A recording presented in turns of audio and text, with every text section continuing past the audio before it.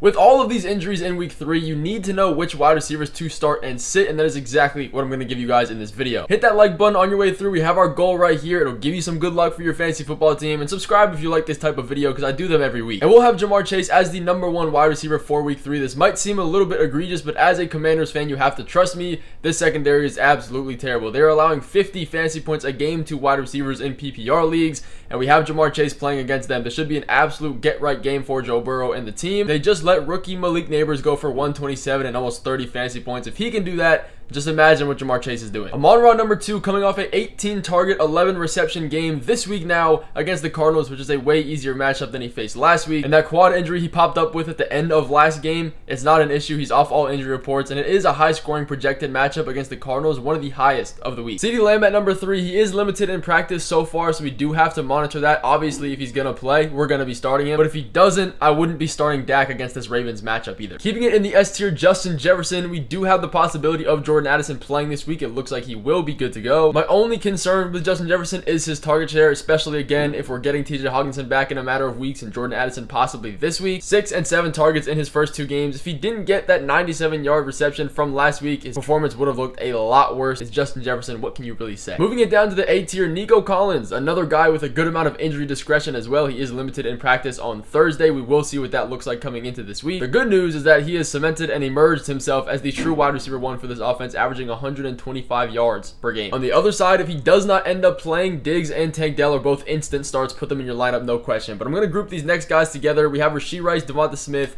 Marv, and Brandon Ayuk, all very high upside, high floor players this week. Rashee Rice had 50% of the yards Patrick Mahomes had in total last week, and now obviously Hollywood Brown and Pacheco are going to be out for 6 to 8 weeks. So we're going to be expecting a very pass-heavy script for the Chiefs. If you don't have a very good runner in Pacheco, you're not going to lean a whole ton on the Steele and Samaje Perine, even Kareem Hunt run game. And we've seen this team's identity in a pass-first offense before Pacheco was who Pacheco is. Devonta Smith, the new wide receiver 1 with no A.J. Brown. Last week, 10 targets, 76 yards, and a touchdown. He's already seen almost half the red zone targets that he saw in total of last year. With no A.J. Brown, he has statistically and historically proven to be a great start at wide receiver, which is why he's this high. And if you look at the Saints matchup, from what we've seen from them so far, it should be a very high scoring one, which is great for fantasy football. But Marv's bounce back game in week 2 was a lot better than you would have expected. He had 95% of his fantasy football points in 2 quarters. If you could imagine this game being close between the Rams and the Cardinals from last week, who knows how many fantasy points he actually would have put up. But earlier, like we were talking about with Amon-Ra, he gets a matchup against the Lions. They are top 2 in points allowed to opposing wide receivers, so it is good in that case. But it is a high scoring projected matchup too. Marvin Harrison should be a great start this week. I have no worries for him. And similar to Devonta Smith, we have Brandon Ayuk being this wide receiver 1 with no Deebo Samuel. Historical data has proven when there is no Deebo, Ayuk is going to go insane. I'm not super surprised that he started the season pretty slow because he missed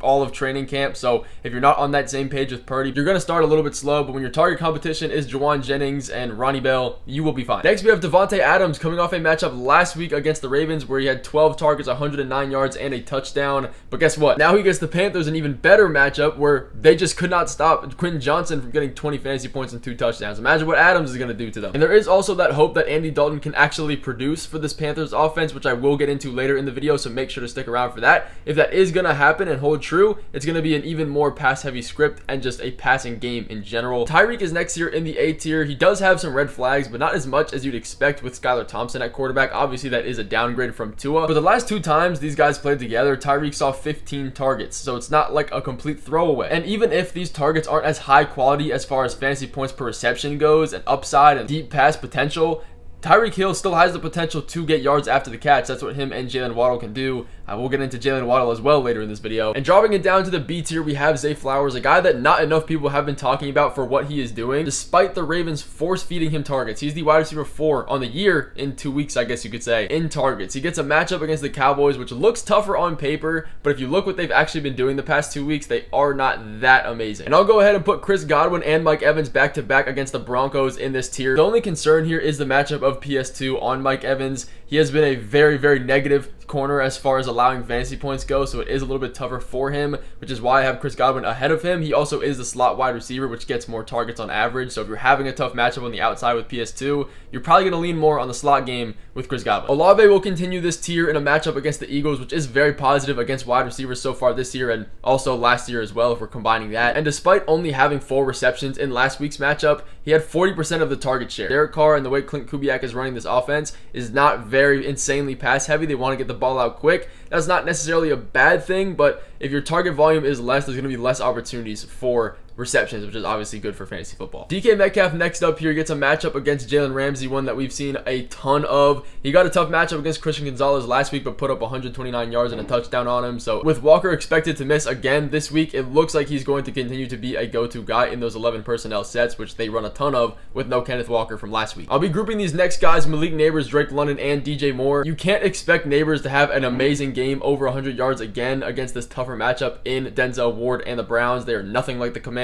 They are complete polar opposites as far as fantasy points allowed goes, but at least the Giants and Daniel Jones actually trust him, and we've seen that from last week now. He had almost a 100% route participation rate. His route tree is pretty big. He ran a whole ton of different types of routes. And with Drake London, if Saquon didn't drop that pass, he would have been a lot lower down people's rankings because he would have been 8 fantasy points less. And it is a tougher matchup against the Chiefs secondary. It's not really one to be messed with, but if the Chiefs are going to be passing a ton in this game, you're going to be hoping that Kirk Cousins in this offense can get it rolling again for a second straight week and keep that pass volume up. And DJ Moore has had some trouble fantasy point wise, but his targets are there, and it looks like Keenan Allen will be out again, so there is some potential. As long as Caleb Williams keeps getting blitzed on 50% of his plays, though, it's not going to be too much upside for big plays for these wide receivers. Another group of guys, Diggs and Tank back to back. It does look like there is a chance Nico Collins doesn't play this week, and if that does happen, these guys are instant starts. They do have a good amount of competition with each other, though, if all 3 of them are healthy, so that's going to keep them down. But T. Higgins is another wide receiver I'm liking and have him in these rankings here.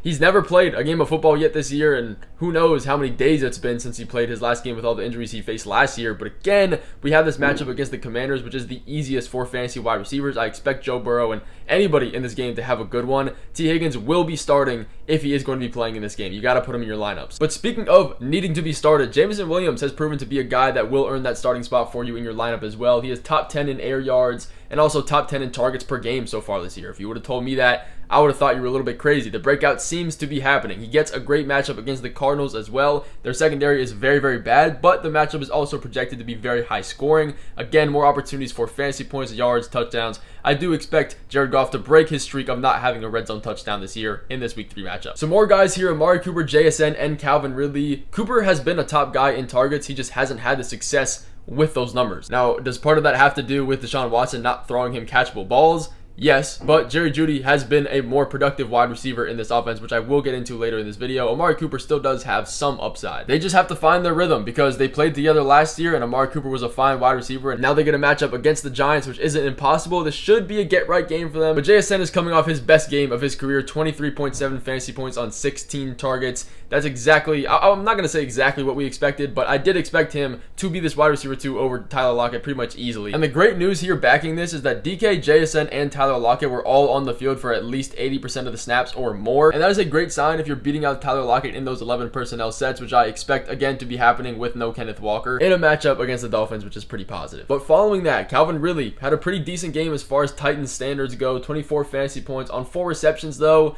which does kind of scare me a little, but he did have some pretty tough defensive matchups over the last 2 weeks, and they are looking to get him involved outside of the passing game as well in the sweeps. As long as Levis can hold the ball and actually be somewhat positive against the Packers, he's a fine start. But then I have Rashid Shaheed tied up with Michael Pittman and Jalen Waddle. Shaheed, great matchup. When you have Derek Carr and the Saints putting up this many points, it's gonna look really, really good. Shaheed has averaged 18 fantasy points a game and a touchdown a week, and he has barely gotten any usage in the fourth quarter. He has never caught a pass in the fourth quarter yet this year. And in this matchup against the Eagles, who do have a competent offense, you'd expect this game to stay closer. Even if the Saints can put up all these points, they should be on the field all 4 quarters. And Pittman hasn't had a ton of success. The targets are there though, averaging 7.5 per game, but he's also averaging 6 fantasy points a game, so there is a discrepancy there. I guarantee Alec Pierce will come back down to earth at some point, probably in this matchup against the Bears, who are a tougher one.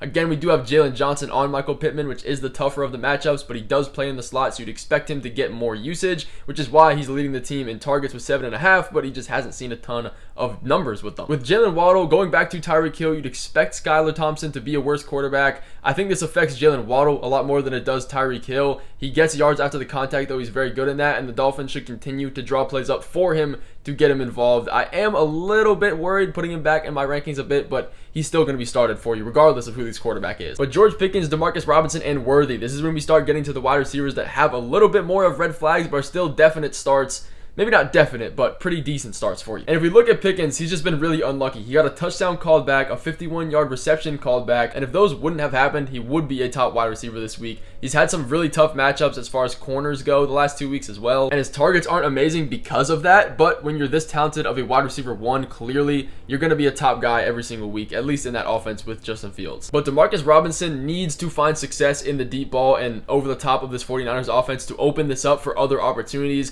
When you don't have Kupp, when you don't have Puka, you're going to have to do something so the 49ers can't stack the box against Kyron and stop you completely. There is a real chance that the Rams do get in trouble if they get behind the chains on 3rd and longs and they are playing from behind. I do think Demarcus Robinson has enough potential, obviously opening as a wide receiver one for the Rams here, but there is definitely concerns in this matchup. And Xavier Worthy will continue to be a boom bust guy until we see otherwise. The good news, there's not going to be any Hollywood Brown and Pacheco again out for 6 to 8 weeks. This offense is already projected to have way more passing volume than they have the first 2 weeks, so it is a very, very positive note there. So he's going to be a good start for us, but there is some risk that comes with it for sure. But speaking of more risk, we have Jerry Jeudy, Terry McLaurin, and Brian Thomas. Jerry Jeudy has actually seen decent volume as a wide receiver 2 for the Browns and has had more success over Amari Cooper. The Giants isn't a tough matchup as far as corners go as well. They haven't looked solid over the past 2 games and even at the end of last year as well. Jerry Jeudy does have some potential, especially if we continue to have David Njoku missing practice. It doesn't look like he's going to play. And then Terry McLaurin obviously is going to be this guy with more red flags until Jaden Daniels learns how to throw a passing touchdown.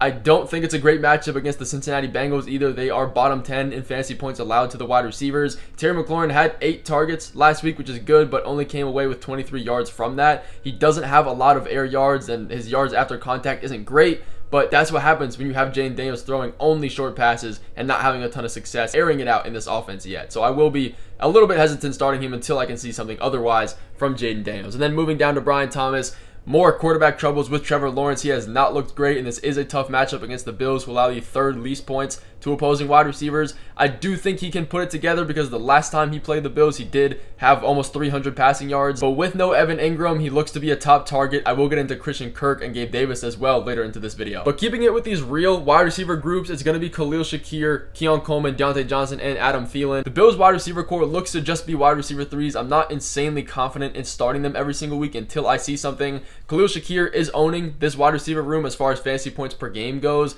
but Keon Coleman is running more routes than everybody in this offense and has a higher snap percentage than everybody in this offense, despite having a terrible game last week. The Jaguars are a more positive matchup as far as allowing fantasy points to the wide receivers go, so they're going to be a fringe start for you depending on who your last flex spot is.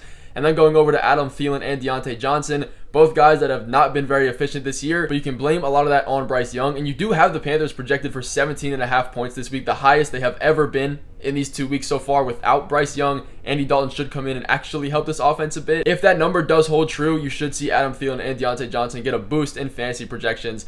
It is risky to be starting them both. It depends how deep your league is. I do think Adam Thielen is an interesting start because he has had some past with Andy Dalton playing in this offense before. But speaking of Christian Kirk, I'll give you him here in these rankings with Rome. We cringe when we hear Christian Kirk's name, and I don't blame you. He only has 2 receptions in 2 games. Trevor Lawrence is not looking great. They should lean on Christian Kirk and Brian Thomas in this offense without Evan Ingram in a very tough matchup against the Bills. But it's one of those situations where I'm not trusting him until he can show me otherwise. Same with Gabe Davis, but he's not in these rankings because he's just not high enough. And then Rome, he'll have some upside if we don't have Keenan Allen in this offense. It looks like he's going to miss again. But when you have Caleb Williams being blitzed the most in the NFL, and the lowest passing numbers in the entire NFL, it's always going to be risky to be starting these guys. As far as Brandon Cooks go, if CeeDee Lamb is missing this game, he's going to be an instant start, but I wouldn't be starting him over these guys if he is still healthy. I appreciate you guys watching this video. I will see you on Monday for the waiver wire ads. I thank you guys so much for watching. See you in that one.